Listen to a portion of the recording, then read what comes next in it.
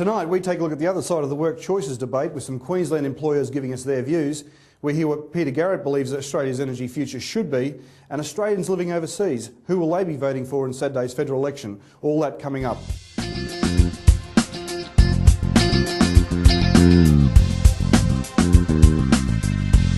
Good evening everyone, welcome to The Viewpoint. I'm Timothy Wells. First up tonight, we all have one errand that we have to perform this Saturday, and that is we go to the polls to elect a new federal government. Now, over the last 5 weeks, we've all been subject to the usual campaign bombardment, and most of us have probably already made up our minds about who we're voting for. But what about those Australians who are living overseas? How do they view the election? And more importantly, who do they think will win? We spoke to some Aussie expats overseas. Who's going to win it? I hope Johnny Howard wins it, though. Why do you hope Johnny Howard will win it? Because he's been the best thing for the country in the last 20 years. Glenn, who do you think is going to win the election, mate? John Howard. Wayne, who do you think will win the federal election? I think Kevin Rudd will win this one. I think Johnny Howard's been good for Australia, but I think his time's come now. Aaron, who do you think will win the federal election? Kevin Rudd. I'm not sure. Like everybody else, nobody's really sure, but I'd like to see Johnny get back in.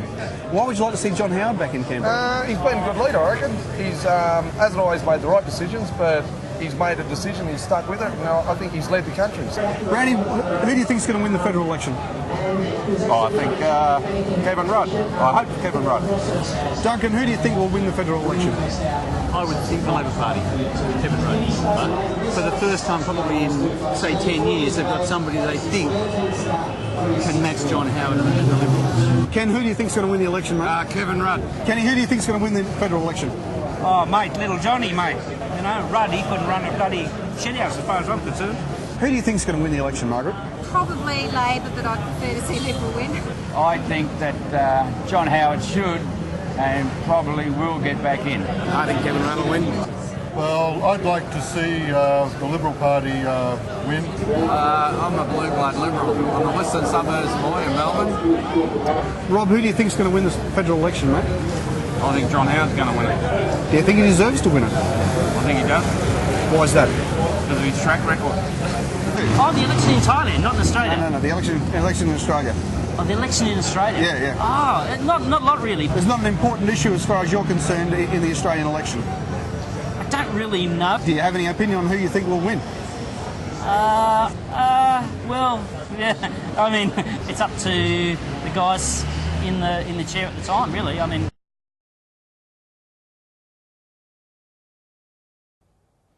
Time, as they say, marches on, and with that march comes changes in lifestyle and technology. Now, many of the products produced by new technology will find their way into our lives in the form of advanced communication devices and or home entertainment systems. But the challenge is, how do we stay ahead of all these latest innovations and inventions? Well, our technology guru, Al Cordello, says it's easy, and he's here now to show us the way. This is Technology on The Viewpoint. HD TV is the newest technological wonder that's going to revolutionize our lives. Or is it? To start, what is exactly HD TV? Well, wait a minute. You know, if we're going to talk about the marvels of the future today, we need to be in someplace a little bit more appropriate. So, Scotty, beam me up.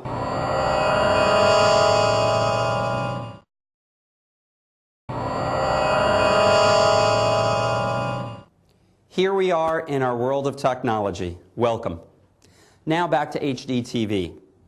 Back in 1998, when the first HD TV sets hit the market in America, techies, movie buffs, and sports fanatics were in seventh heaven.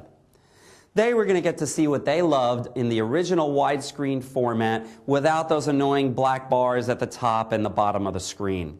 Plus, they're going to get 4 times the visual resolution with crystal clear digital sound. But reality is not often so simple. The stunning visual quality and amazing digital sound are there, but the avalanche of new terms and abbreviations have got most people's heads spinning. So we're going to try and slow down the rotation a little bit and simplify things. To begin, just how is HD TV different from standard TV? Well, your standard TV is made up of a picture with over 400,000 dots on it called pixels. A standard TV has 720 pixels wide by 480 pixels tall. HD TV has upped the ante by increasing that to a whopping 1920 pixels wide by 1080 pixels tall. That gives you over 2 million pixels on the screen. Now, secondly, about 7 years ago, a term was born called convergence.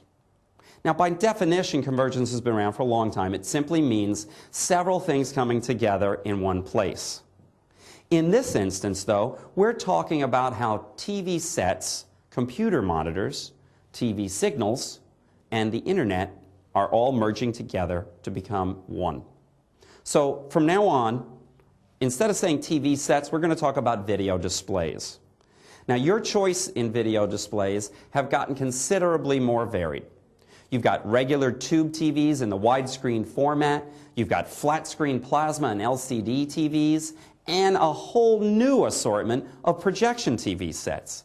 But we're not going to talk about those in this segment. You're going to have to come back next week to see more information about those.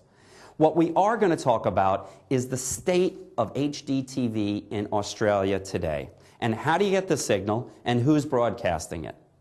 Now, the players right now are Channel 7, Channel 9, Channel 10, and most recently, ABC 3.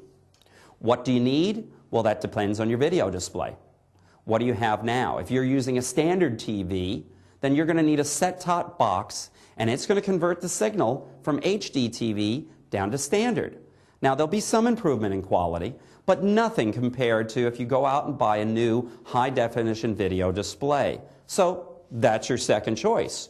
Go out, buy a brand new high-def TV with an integrated high-definition TV tuner. So next, what's available in high definition? Well, to start out with, the Viewpoint is. We shoot in high definition, but it's broadcast in standard definition. But if you want to see our high definition version, you can download it from our website at www.theviewpoint.com.au.